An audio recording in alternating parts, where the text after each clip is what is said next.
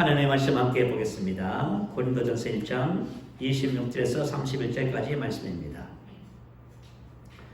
고린도전서 1장 26절에서 31절까지 말씀. 우리 말씀 교독할까요? 제가 26절 말씀 먼저 받들어 봉독합니다. 형제들아 너희를 부르심을 보라. 육체를 따라 지혜로운 자가 많지 아니하며 능한 자가 많지 아니하며 문벌 좋은 자가 많지 아니하도다. 그러나 하나님께서 세상에 미련한 것들을 깎아사 지혜 있는 자들을 부끄럽게 하시고 세상에 약한 것들을 깎아사 강한 자들을 부끄럽게 하시고 하나님께서 세상에 천한 것들과 멸시받는 것들과 없는 것들을 택하사 있는 것들을 폐하려 하시나니 이는 아무 육체로 하나님께서 사랑하지 못하게 하시니라. 너희는 하나님으로부터 나서 그리스도 예수 안에 있고 예수는 하나님으로부터 나와서 우리에게 지혜와 의로움과 거룩함과 구원함이 되셨으니 기록된 바 자랑하는 주 안에서 자랑하라 함과 같게 하려 함이라. 아멘. 본문 말씀을 근거로 해서 그리스도 안에 있는 이런 제목으로 말씀의 은혜를 나누겠습니다. 인간에 대한 학문인 인문학의 첫 번째 질문은 나는 누구인가입니다. 이 질문에 대한 자신의 정체성을 갖게 되면 스스로 주인이 되는 삶의 취약을 형성하게 된다고 말합니다. 자, 그렇다면 그리스도인인 저와 여러분의 첫 번째 질문은 무엇이 되어야 할까요? 그것은 바로 그리스도 안에 있는 나는 누구인가가 되어야만 합니다. 그리스도 안에 있는 나를 발견할 때 그것을 우리의 정체성이라 하지요. 그리스도 안에 있는 나를 발견할 때 알 때 저와 여러분은 그리스도인으로서 삶을 살아가게 되어집니다. 자, 오늘 본문 26절 28절 한번 같이 한번 볼까요? 형제들아 너희를 부르심을 보라. 너희는 이렇게 나와있죠. 너희들. 자, 이 너희는 바로 고린도교회 성도들을 말하지요. 그것은 또한 오늘 이 시대를 살아가는 저와 여러분을 말씀하고 있다고 봅니다. 자, 고린도교회 성도들의 형편과 처지와 신분에 대한 말씀을 하고 있습니다. 형제들아 너희를 부르심을 보라. 육체를 따라 지혜로운 자가 많지 아니하며 능한 자가 많지 아니하며 문벌 좋은 자가 많지 아니하도다. 육체를 따라 이 말은 그리스도 예수 안에 있기 전에 고린도교회 성도들의 형편과 처지와 신분에 대한 이야기입니다. 빌립보서 3장 4절 이하에도 보면 사도 바울이 이렇게 고백했어요. 그러나 나도 육체를 신뢰할만 하며 나는 8일 만에 할 일을 받고 이스라엘 족속이요 베냐민 지파요 히브리인 중에 히브리인이요 율법으로는 바리새인이요. 사도 바울의 외적인 신분과 조건 이런 것들을 이야기한 것이 되겠지요. 자, 고린도교회 성도들의 예수 믿기 이전에 그들의 신분과 처지와 형편은 어땠을까요? 보니까 첫째로 이렇게 말했네요. 지혜로운 자가 많지 아니하며. 이 말의 의미는 27절에 이렇게 나왔어요. 미련한 이렇게 나와 있어요. 다시 말하면 고린도교회 성도들은 세상 기준에 봤을 적에 특별히 지혜로운 사람들이 없다고 말이에요. 자, 그래서 성경은 지혜를 많이 강조합니다. 왜 성경은 지혜를 강조할까요? 하나님은 지혜의 근원 되시지요. 또 하나님은 지혜를 주시는 분으로 성경을 소개해요. 특별히 성경의 지혜를 많이 강조하는 이유는 뭐냐면 지혜는 성경하기에 유익합니다. 저와 여러분이 지혜롭지 않으면 어떤 분야의 일을 해도 성공하지 못합니다. 그래서 여러분 우리가 인생을 살면서 지혜롭다. 그건 대단히 중요한 부분이에요. 자, 우리는 그리스도 안에서 새로운 삶에 대한 이 세상 사람들이 원하는 삶에 대한 답을 갖고 있어요. 근데 만약에 저와 여러분이 지금 그 말씀을 지금 제가 나누고자 하는 거거든요. 말씀을 들음에도 불구하고 이것을 발견하지 못한다면 저와 여러분들은 하나님께서 주신 은혜를 따라 사는 삶이 되어지지 않아요. 자, 솔로몬은 지혜의 왕이라고 하지요. 자, 하나님께서 솔로몬에게 나타나서 내가 너에게 무엇을 주고 너는 내게 구하라 했을 적에 솔로몬이 뭘 구해요? 왜 지혜를 구했을까요? 그건 이유가 있습니다. 자, 그가 쓴 전도서 10장 10절에 이렇게 기록했어요. 철 연장이 무디워졌는데 나를 갈지 아니하면 힘이 더 드느니라. 다시 말하면 일의 효율이 떨어지는 거예요. 저와 여러분이 아무리 열심히 해도 철 연장 나를 갈지 않으면 어떻게 돼요? 만약 벌목공이 도끼 나를 갈지 않으면 어떻게 돼요? 아무리 힘쓰고 일을 써도 일의 효율이 나타나지 않는 거예요, 여러분. 지혜는 성공하기 유익합니다. 자, 그래서 지혜가 왜 필요해요? 지혜는 바로 벌목공이 도끼날을 가는 것 같아요. 그래서 저와 여러분의 지혜를 가지면은 지혜는 저와 여러분의 인생의 삶을 성공시키기에 유익한 것이 되는 겁니다. 그래서 잠언서 14장 1절에 말하지요. 지혜로운 여인은 자기의 집을 세워도. 맞아요. 저와 여러분의 지혜로우면 뭔가를 다 이렇게 세우고 성공시키고 번영시킬 수 있습니다. 그래서 성경은 지혜가 제일이라 지혜를 얻으라고 말씀하고 있습니다. 자, 두 번째 보니까요. 능한 자, 능력 있는 강한 할 수 있는. 27절에 보니까 약하다 그 말이에요. 강하지 않고 힘없는 약한. 어떻게 보면 권노교회 성도들의 삶의 모습이 이렇게 능력하고 능한 자가 아니라 약한 자의 뜻이었습니다. 여러분 출애굽의 지도자 모세가 어떤 사람이었어요? 그는 약한 자였습니다. 그가 하나님의 부르심을 받을 때 이렇게 고백합니다. 나는 본래 말을 잘하지 못하는 자니이다. 내가 누구이기에 바로에게 가며 이스라엘 자손을 애굽에서 인도하여 내린가? 오 주여, 보낼 만한 자를 보내소서. 보낼 만한 능력을 지닌 자를 보내소서 그 말입니다. 오 제발, 어느 분은 제발 부디 사정합니다. 하나님 불러주셨더니 모세가 뭐해요?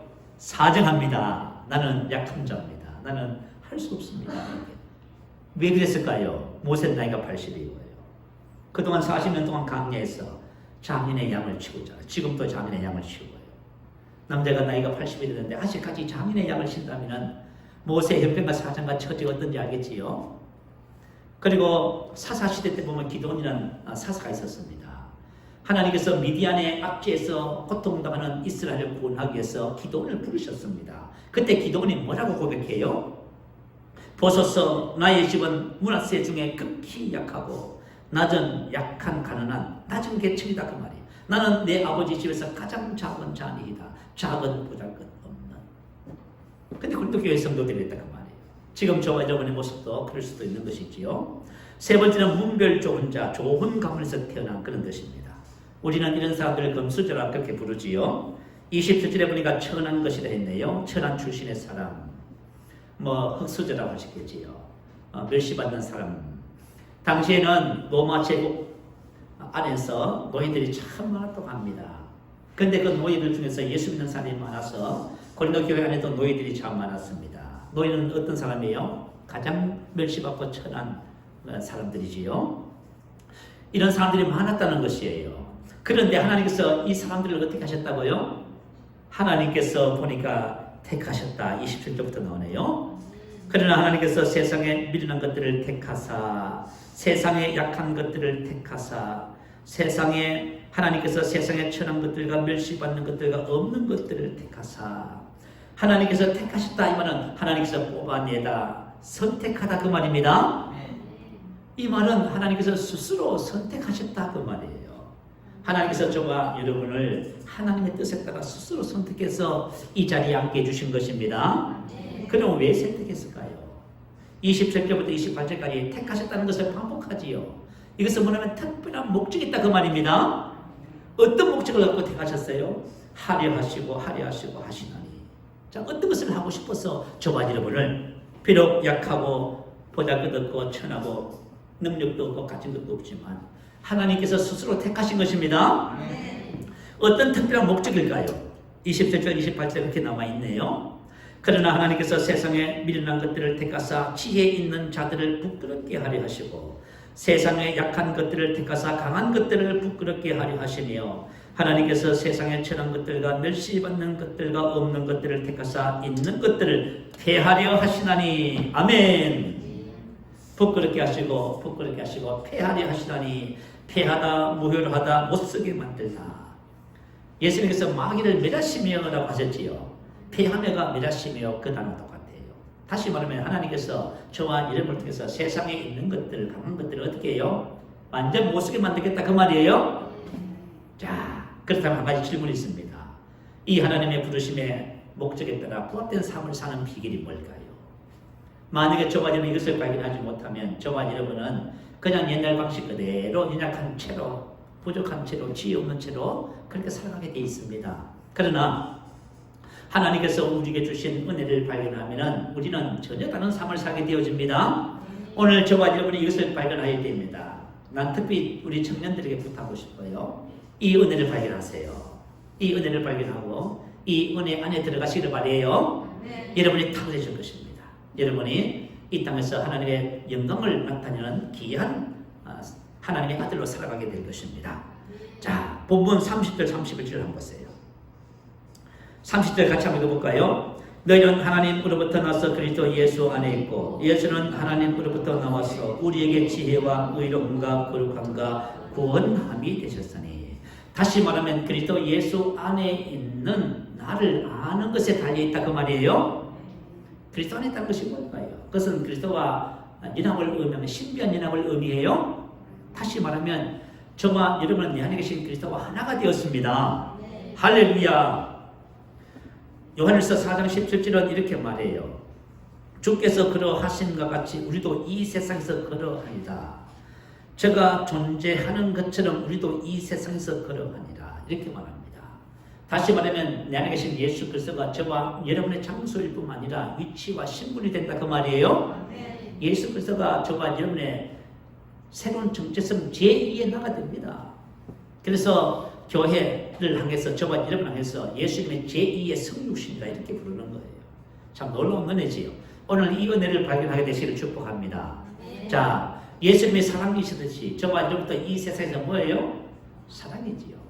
예수님께서 하늘과 땅의 모든 권세를 가지신 왕이듯이 저와 여러분도 이 세상에 어떤 존재예요? 왕이잖아요.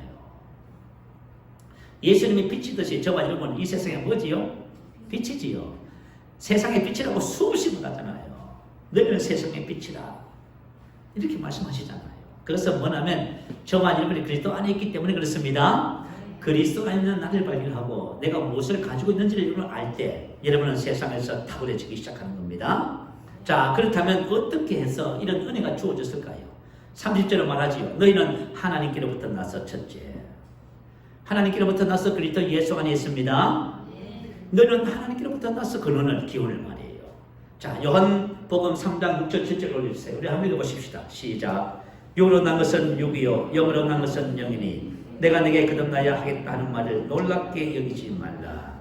내가 내게 거듭나야 하겠다는 말을 놀랍게 여기지 말라. 위로부터 났다. 근원이지요. 영으로 난 것은 영입니다. 예수님을 믿었더니 하나님의 성령이 우리 안에 오셔서 저와 여러분 영적으로 다시 태어났습니다. 하나님께로부터 난 거예요 이게. 그래서 저와 여러분의 출발점은 바로 여기입니다. 하나님께로부터 나서 어디 있어요? 그리스도 예수 안에 있고 하나님 그렇게 하신 겁니다. 저와 여러분은 하나님께로부터 나서 그리스도 예수 안에 있습니다. 저와 여러분 내 안에 계신 주님과 하나로 연합이 되어서 그분 안에 있게 된 것입니다. 자, 그것이 바로 하나님께로부터 나서 그리스도 예수 안에 있다는 의미가 돼요. 두 번째는 이렇게 기록했네요.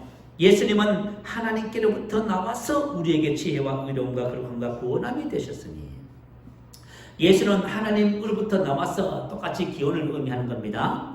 예수님과 저와 여러분의 기원은 같다는 것이에요. 히브리서 2장 11절은 기록합니다. 거룩하게 하시는 이와 거룩하게 함을 입은 자들이 다 하나에서 난지라. 그러므로 형제라 부르시기를 부끄러워하지 아니하시고. 자, 거룩하게 하시는 이와 거룩하게 함을 입은 자, 예수님과 저와 여러분은 다 한 근원에서 났습니다. 하나님 아버지. 예수님도 하나님 아버지께로부터 났답니다.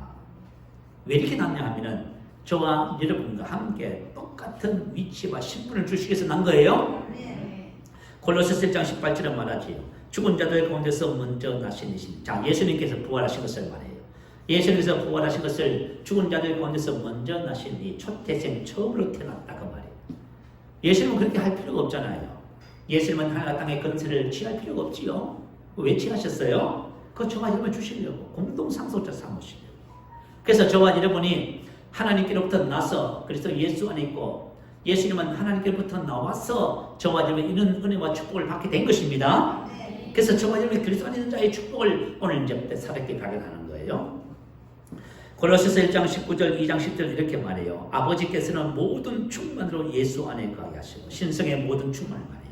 하나님의 충만한 모든 본질을 예수 안에 거하게 하시고 너희도 그 안에서 충만하셨다 그 말입니다. 자, 여러분 봐요.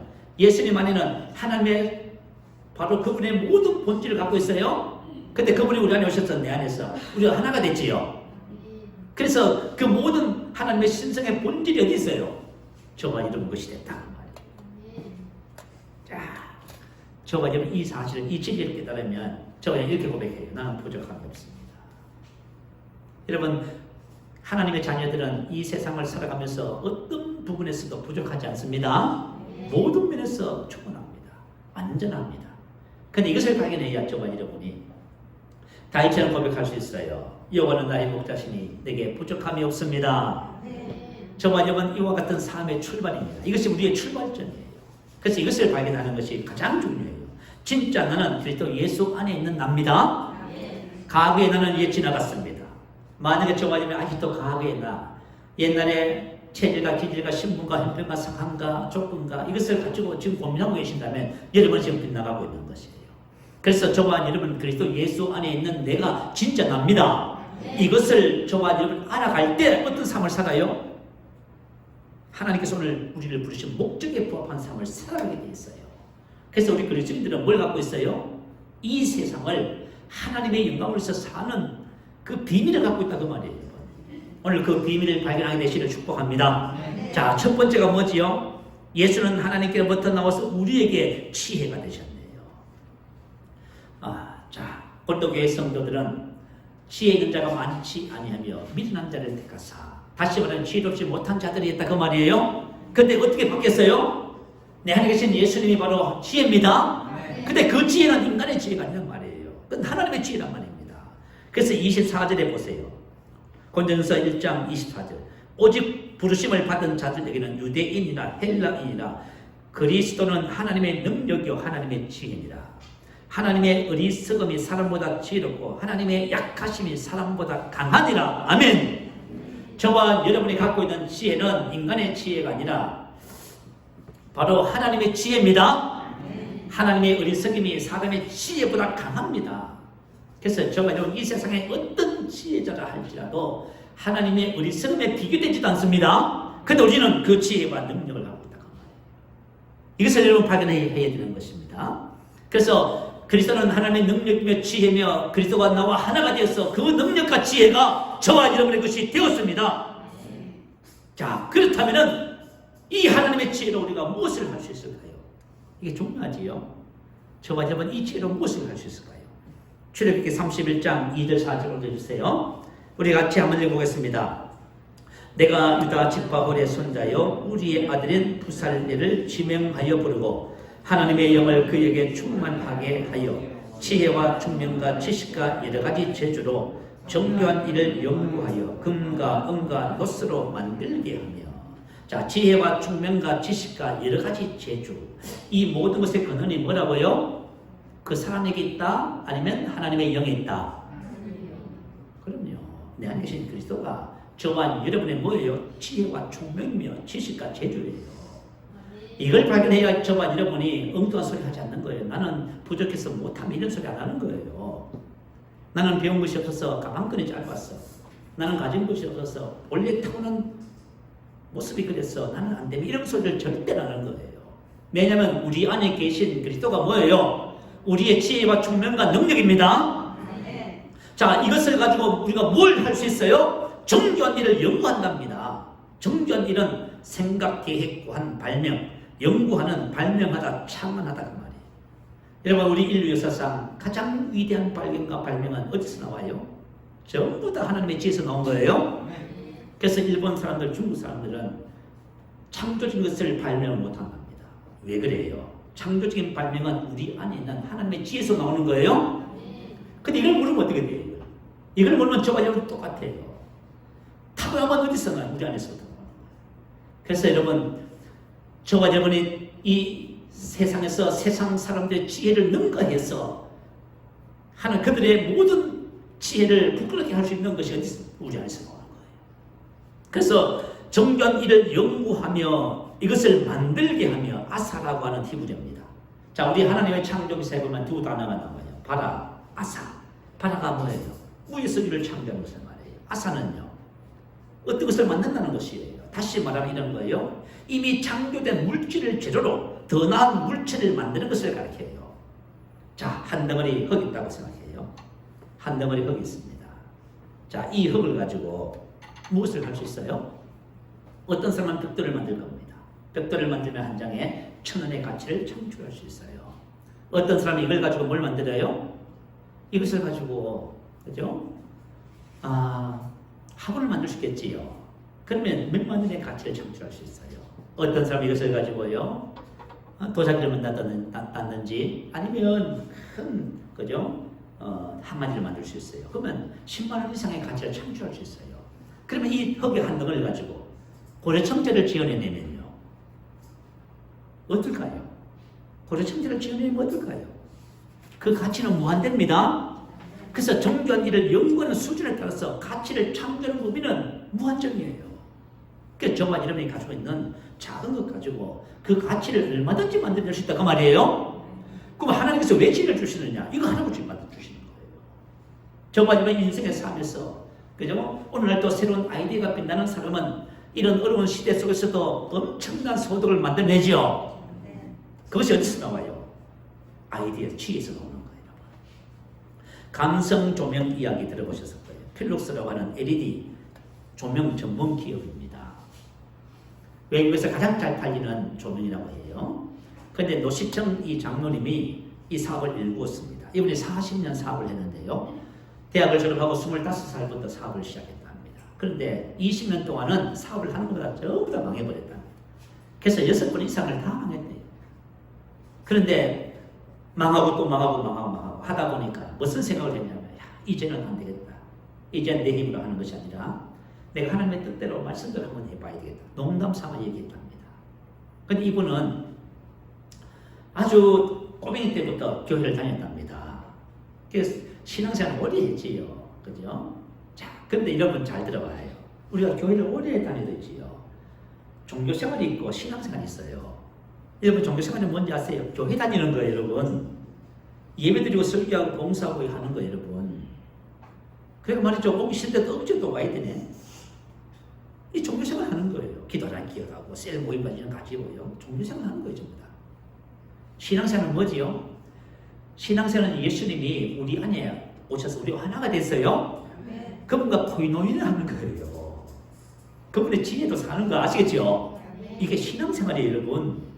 만약에 이걸 배우지 못하고 여러분이 계속 종교생활을 고집하고 계시면 여러분은 하나님의 축복에 접근하지 못해요.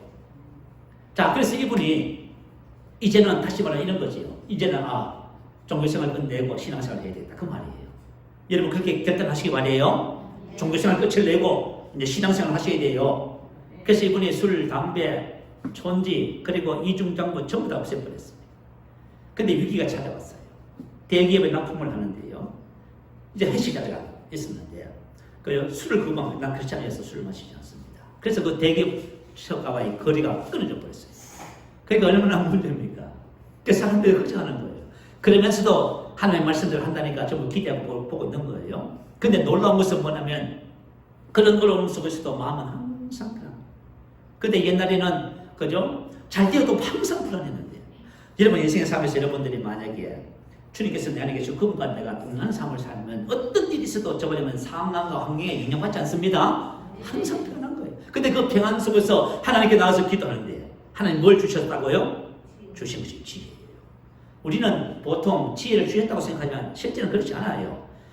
지혜는 저와 여러분 영 안에 있어요. 우리 안에 있는 지혜가 지성으로 나타나는 거예요. 저와 여러분이 종교생활을 하지 않고 신앙생활을 하면은 하나님의 지혜가 이 안에서부터 우리 지성으로 나타나요. 그래서 그 지혜를 가지고 사업을 했는데 이분이 고백합니다. 회사를 성공한 우리 회사의 가장 큰 자산은 하나님께서 주신 지혜입니다. 할렐루야. 여러분 지혜가 뭐예요? 지혜는 성공하기에 유익합니다. 우리가 인생의 삶에서 성공하지 못하는 이유가 뭐예요? 지혜가 부족해서 그런 거예요. 사도행전 6장 10절에 보니까 스데반이 지혜와 성령으로 만남을 그들이 능히 당하지 못하여. 스데반은 지사님입니다.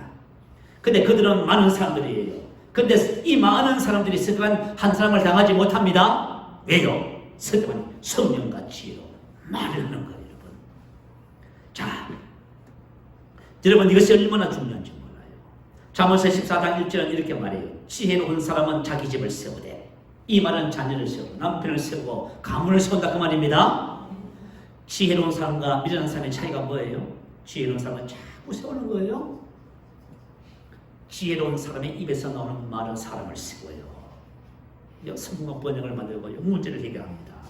근데 미련한 사람의 입은요, 자꾸 자꾸 사람에게 상처를 주고 문제를 복잡하게 만들어가는 거예요. 여러분 생각해봐요. 내가 지혜로운 사람인가? 여러분 이미 지혜로운 사람입니다. 근데 그 지혜를 모르니까 지혜를 내가 풀어내주는 거예요. 활용하지는 거예요. 그래서 저와 여러분 지혜를 활용하는 자가 되어야 됩니다. 그래서 지혜로운 사람은 자기 집을 세우는 것입니다. 사실 초대교회 때 보면 베드로와 요한은 범인 학문이 없는 자였습니다. 그는 정규교육을 받지 않았습니다. 근데 그들이 서기관들과 대제사장들과 유대인들 앞에서 그들이 말을 하는데 정말 다 놀래버렸습니다. 왜 놀랐냐면 원래 학문이 없는 자로 알았는데 그들이 담대하게 말함을 보고 이 말은 자유롭고 담대하게 말했다 그 말입니다. 어떻게 세요? 베드로가 성령이 충만하여 성령과 지혜가 충만하여 담대히 말한 것입니다. 자유롭고 담대하게 말했다. 강연한 사람들 얘기 들어보니까요.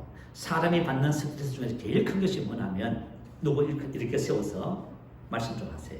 질문 좀 하세요. 강연 좀 하세요. 뭐 얘기 좀 하세요. 이게 가장 큰 스트레스랍니다. 여러분 그렇지요? 근데 저와 여러분의 성령과 지혜로 말하면 사람들이 당연할 수 없습니다. 저도 설교를 하는 목사로서 그죠?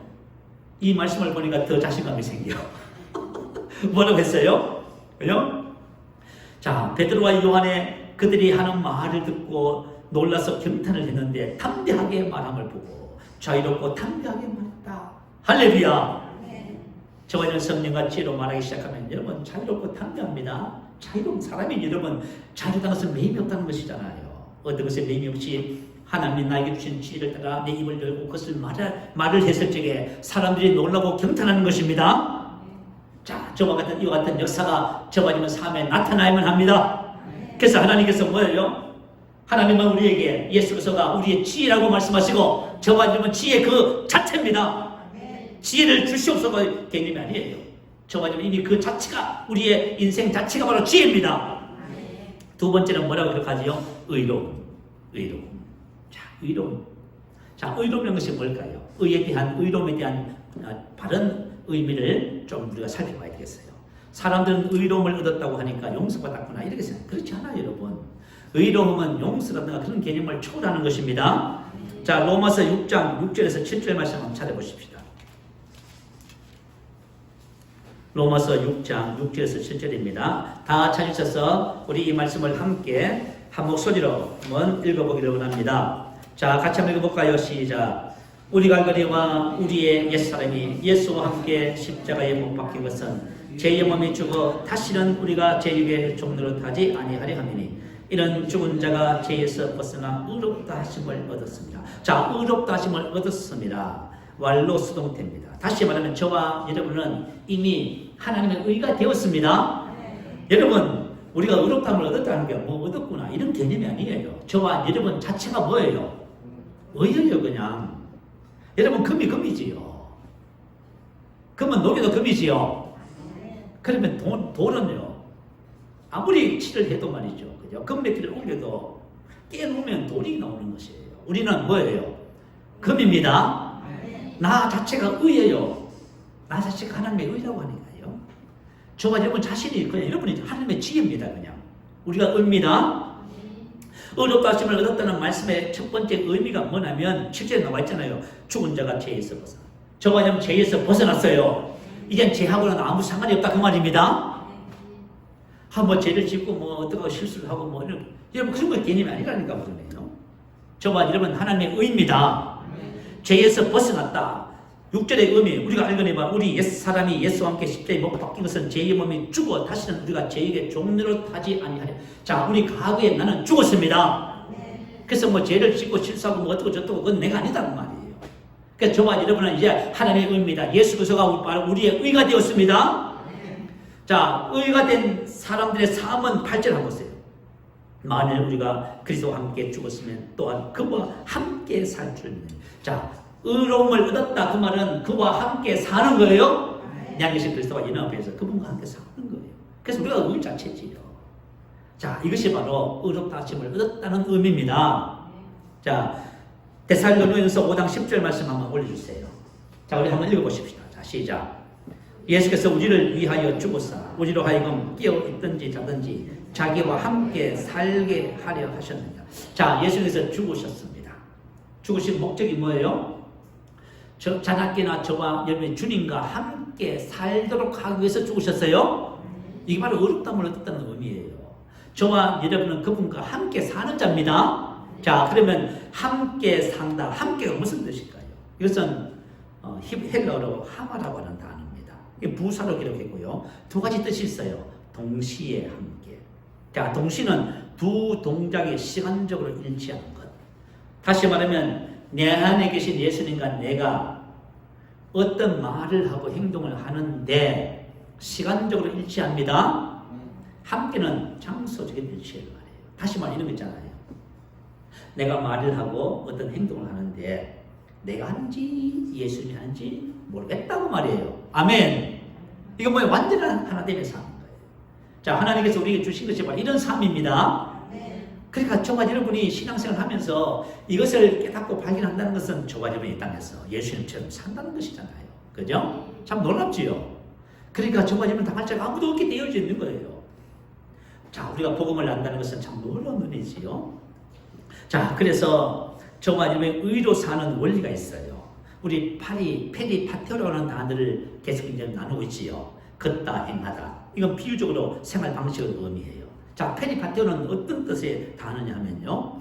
무엇이 인간의 존재와 행위를 지배하냐에 따라서 생활 방식과 특성과 형태가 달라진다 그 말이에요. 자, 만약에 우리 안에 의가 우리를 내 내면에서 우리를 지배하고 다스리면 저와 여러분 의로 살게 된다 그 말이에요. 치로 행하는 비결이 뭐예요? 치가 나를 지배하면 거룩함의 비결은 거룩함의 나를 지배하면 저와 거룩하게 행하게 되어 있습니다. 바로 이런 의미를 말씀이에요. 그래서 요한일서 1장 6절에 보면 어둠에 행하며 빛 가운데 행하면 이렇게 나와 있어요. 행하면은 페리파테오예요. 왜 내가 어둠에 행하냐? 내가 왜 원망하고 미워하고 낙심하고 좌절해요? 여러분 속에 어둠이 여러분을 지배하고 있어서 그래요.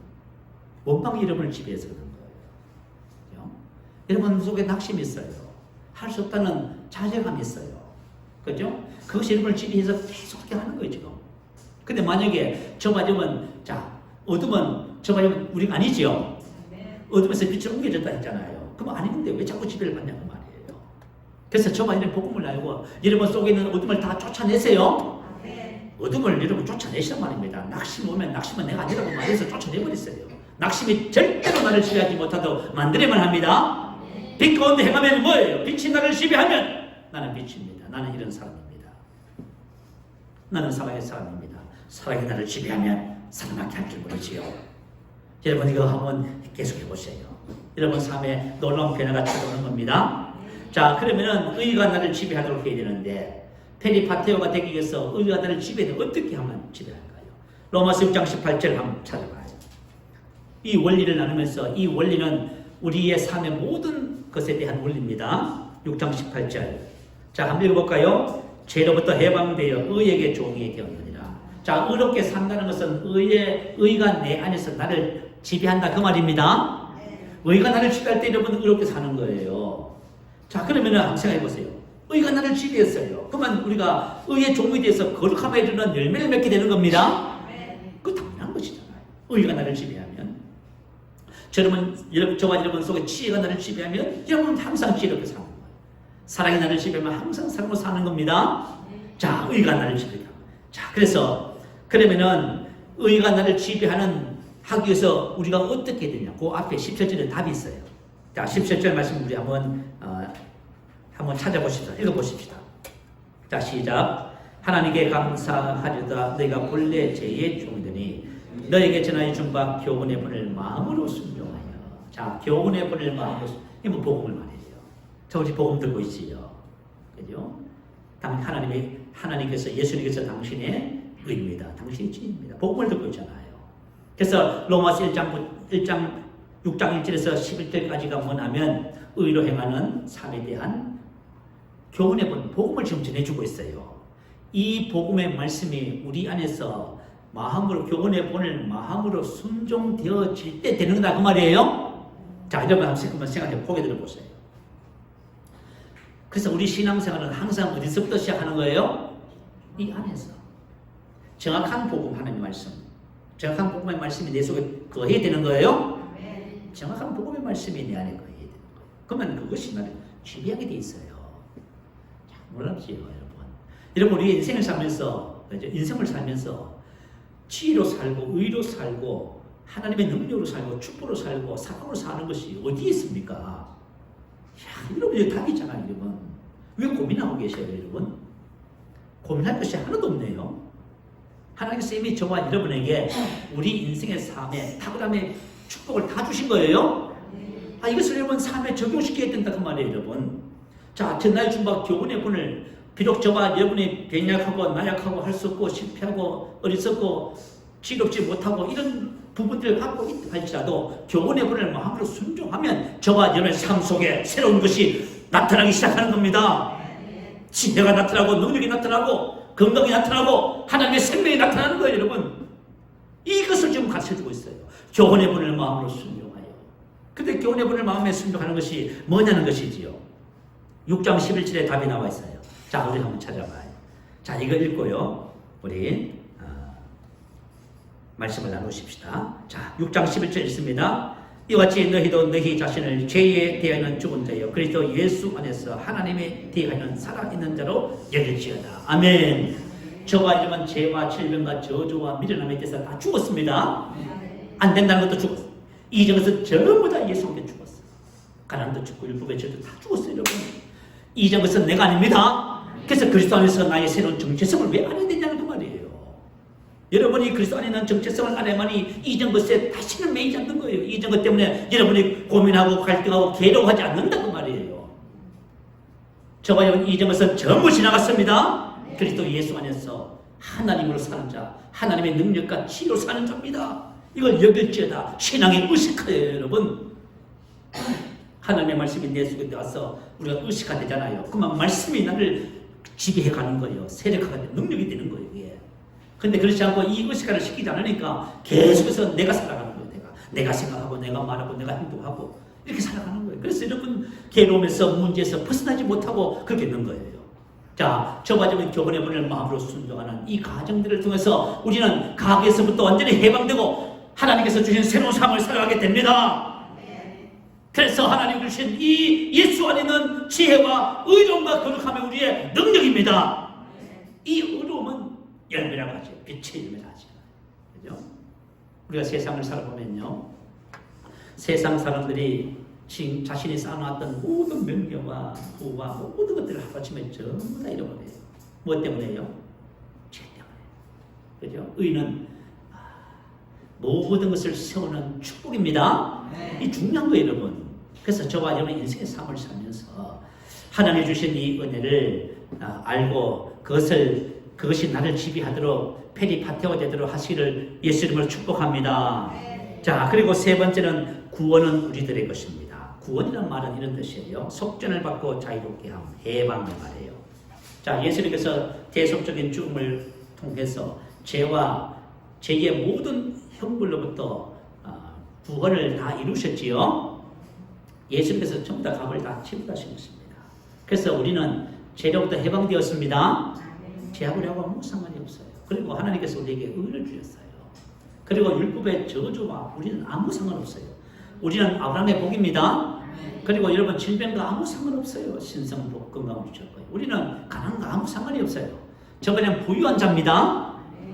부유한 자는 부유하게 하셨습니다. 사람들이 오해를 하는 부분이 있어요.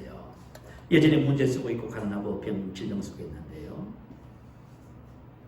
이거 오해하는 거예요. 뭐는 복음을 몰라서 그런 거예요, 여러분. 그리고 또 사람들이 이렇게 또 오해해요. 문제와 가난과 질병은 하나님이 주셨습니다. 이렇게 말을 해요. 제가 평택에 우리 집사님 한 분을 양육한다고 했잖아요. 집사님이 그동안 어떻게 배우셨냐면 전부 그렇게 배운 거예요. 집사님이 사업이 안 되고 힘들고 어렵고 가정이 자꾸 힘들어지고요. 자꾸 이렇게 돼요. 그러니까 목사님과 장로님들 그 신앙의 선배들이 뭐라고 가르쳐줘요? 집사님을 훈련해서 큰 그릇을 쓰시려고 하나님이 주셨다는 거죠. 그러니까 말이죠. 본인은 괴로워 죽겠는데 이렇게 가르치는 거예요. 이 엉터리로 가르치는 거예요. 사랑하는 성도 여러분, 언제 하나님께서 가난과 질병과 저주를 주신다고 해요? 하나님은 우리에게 누굴 주셨어요? 예수님을 주셨지요. 예수님이 언제 가난하셨어요? 언제 병들었어요? 여러분. 그러니까 우리가 잘못 배우면은 엉터리 신앙생활 하는 거예요. 그러니까 문제에서 해결되지도 않고 신앙생활이 안 되는 거예요. 그래서 신앙생활이 재미가 없어요. 여러분, 우리가 하나님의 은혜 안에서 살아가는 삶이 최고의 복된 삶입니다. 근데 이걸 모르면 어떻게 돼요? 그냥 시시해버리는 거예요. 여러분, 사람 있잖아요. 정말 좋은 것을 만나면 뭘 해요? 밤잠을 안 자지, 목숨 걸지요. 근데 뭐 신앙생활이 이거 시시해가지고 말이지, 이거 뭐 하나 뭐 이렇게 생각하고 있으니까 이게 문제가 되는 거죠. 왜 그렇게 하고 있냐면은 잘못 배워서 그런 거예요. 하나님께서는 저와 여러분에게 절대로 병을 주게 하지 않습니다. 이미 예수님을 주셔서 예수님 하나가 됐다고 하잖아요, 지금. 그래서 예수님에 속한 모든 것이 누구 것이에요? 내 것인데 뭘 하나님이 병을 주고 나쁜 것을 주고 갈등을 주고 어려움을 주고 문제를 주신답니까? 그것은 사람이 말씀을 잘못 몰라서 잘못 가르쳤어. 그런 겁니다. 그리고 사람들이 믿음과 소망에 대한 오해가 있어요. 자, 믿음이라는 것이 뭐예요? 이미 말씀하신 그 자리에 내가 서 있는 것을 말이에요. 이미 하나님 말씀하셨으면 내가 그 자리에 있는 거예요. 소망은 뭐예요? 기대하는 거예요. 또 믿음은 뭐예요? 이미 말씀하신 그것을 내가 가지고 있는 거예요. 여러분, 믿음은 목사님 일이 나쁜데요. 무슨 소리예요, 여러분? 이미 하나님께서 뭘 주셨다고 말씀, 신성한 건강을 주셨지요. 믿음은 그런 거예요, 여러분. 믿음은 이미 내가 하나님 나에게 주신 거예요, 여러분. 그 소망은 뭐예요? 그렇죠? 그것을 얻기 위해서 고군분투하잖아요. 기도해야 되고 고백해야 되고 이렇게 생각하는 거예요. 그래서 저와 여러분이 믿음과 소망의 관계를 잘 이해를 하시기 바래요. 그래서 저와 여러분이 하나님께서 말씀하셨을 이미 내가 그걸 가지고 있는 거예요. 이것을 가지고 이것을 증가시키는 거예요. 이걸 내가 알아가는 거예요. 모르면 내가 사용하지 못하잖아요. 그래서 여러분 이렇게 접근하셔야만이 저와 여러분이 낙심하거나 좌절하거나 실패하지 않게 됩니다. 하다가 잘 안 된다고 포기하고 낙심하지 않는 거예요. 그죠? 우리는 그저 소망하고 기대하고 무엇을 얻기 위해서 노력하고 이렇게 하지 않습니다. 하나님은 이미 저와 여러분을 지혜로운 사람이라고 말씀하시고 하나님은 의라고 말씀하셔요. 이미 왕이라고 말씀하시는 거예요. 이미 너는 그리스도 예수 안에서 이런 자라고 말씀하고 있는 거예요. 그래서 내가 그런 자인 것을 알아갈 때 우리는 그것을 실제로 사용할 줄 아는 그런 지혜로운 자가 되는 거예요. 자, 그래서 우리 그리스도인들은 문제 때문에 고민하는 자가 아니라 문제를 해결하고 문제를 해결해주는 사람들입니다. 초대교회 그리스도인들이 어떤 기도를 했을까요? 사도행전 4장 29절 30절 올려주세요. 자, 우리 한번 읽어보십니다. 시작. 주여 이도 그들의 위협함을 굽어 보시옵고 또 종들로 하여금 담대히 하나님의 말씀을 전하게 하여 주시오며 손을 내밀어 병을 낫게 하옵시고 표적과 기사가 거룩한 종 예수의 이름으로 이루어지게 하옵소서. 자, 초대교회 성도들은 그리스도 안에 있는 구원을 알고 이제 이 구원이 필요한 사람들을 향해서 기도하지요. 저와 여러분의 기도가 이렇게 돼야 돼요. 내 문제 때문에 기도하고 안 된다 고민하고 그런 것이 아니에요. 그리스도 예수 안에서 주신 것을 알고 이제는 이것이 필요한 사람을 향해서 우리가 나가야 됩니다. 세상은 지금 이걸 필요하잖아요. 세상의 사람들은 더 나은 삶을 살고 싶죠. 길을 몰라요. 방법을 몰라요. 그래서 사기당하는 거예요. 뭔가 좋은 것을 제시하잖아요. 그만 사람들 혹해요. 거기다가 자기의 인생을 딱 투자하고 들어가요. 딱 사기당하지. 그런 거예요, 여러분. 근데 우리는 사기치는 사람들이 아니지요. 우리는 진짜를 주는 자, 우리는 진짜를 아는 거예요. 뭔가를 알아. 우리는 새로운 더 나은 삶, 새로운 삶에 대한 축복의 비밀을 알고 있어요. 그것을 저가 누리면 합니다. 그것을 알고 이제는 그것을 찾는 사람들을 향해서 나가야 되는 거예요. 이게 뭐예요? 손을 내밀어 병든 자를 치료하시고 거룩한 종 예수의 이름으로 이처가 표적이 따르게 하시고 주의 말씀을 담대히 전하게 해 주옵소서. 왜 그럴까요? 주님의 말씀만이 구원을 가져오는 것입니다. 그 사람의 인생의 삶의 문제를 해결하고 그를 더 나은 탁월한 삶으로 나가게 만들어 줄 수 있습니다. 그래서 저와 여러분이 복음되게 만들어야만 합니다. 복음이 나의 속에서 역사해서 복음의 사람이 되어지고 이 복음을 저에게 보여주는 사람입니다. 그리고 이 복음을 가지고 그 현장 속에서 하나님의 역사가 나타나서 말씀에 말하는 것이 나타나서 사람들이 복음으로 들어올 수 있도록 그것이 우리의 사명이 우리가 해야 할 일이다 그 말이에요. 자, 오늘 본문 한번 보십시다. 본문 말씀을 함께 다시 보고 기도하는 시간을 갖기를 원합니다. 26절부터 28절 이렇게 기록합니다. 형제들아 너희를 부르심을 보라. 육체를 들아 지혜로운 자가 많지 아니하며 능한 자가 많지 아니하며 문벌 좋은 자가 많지 아니하도다. 그러나 하나님께서 세상에 미련한 것들을 택하사 지혜 있는 자들을 부끄럽게 하려 하시고 세상의 약한 것들을 택하사 강한 것들을 부끄럽게 하려 하시며 하나님께서 세상에 천한 것들과 멸시받는 것들과 없는 것들을 택하사 있는 것들을 폐하려 하시나니. 아멘. 자, 하나님께서 저와 여러분을 통해서 이와 같은 하나님의 목적을 이루기 위해서 특별히 한 사람 한 사람을 선택했다고 말씀하십니다. 자, 그러면 우리가 하나님의 뜻에 부합한 삶을 살 수 있잖아요. 그 비결이 뭐라고요? 30절 31절. 이거 깨닫는 거예요, 여러분. 자, 너희는 나는 하나님께로부터 나서 그리스도 예수 안에 있고. 자, 나는 그리스도 예수 안에 있습니다. 난 예수 안에 있습니다. 나는 지나간 과거의 나는 내가 아닙니다. 그리스도 예수 안에 있는 내가 진짜 납니다. 새로운 정체성이 확립되는 거예요. 나는 그리스도 예수 안에 있습니다. 예수는 하나님으로부터 나와서 우리에게 지혜와 의로움과 거룩함과 구원함이 되셨으니 완료시제예요. 그죠? 내 안에 계신 예수님이 바로 저와 여러분의 지혜와 능력과 의와 거룩함이 됩니다. 이것을 알아갈 때 저와 여러분이 하나님의 지혜와 하나님의 의로움, 하나님의 거룩함, 하나님의 구원과 하나님의 능력을 사는 자가 됩니다. 하나님의 목적이 저와 여러분을 통해서 이 땅에 이루어집니다. 자, 여러분 이것을 생각하시면서 바라보시면서 함께 기도하기를 원합니다. 할렐루야 한번 크게 부르시고, 하나님 이제는 이전 것 때문에 고민하지 않게 하시고 그리스도 예수 안에 있는 나의 정체성을 알고 이 안에서 주신 것을 알고 이 땅에서 이 같은 삶을 풀어내므로 하나님께서 이 세상에 있는 모든 사람들을 부끄럽게 하고 피하는 일에 쓰임받는 축복의 통로가 되게 하신 것을 감사합니다. 할렐루야. 우리 한번 크게 부르시기도 합니다. 할렐루야.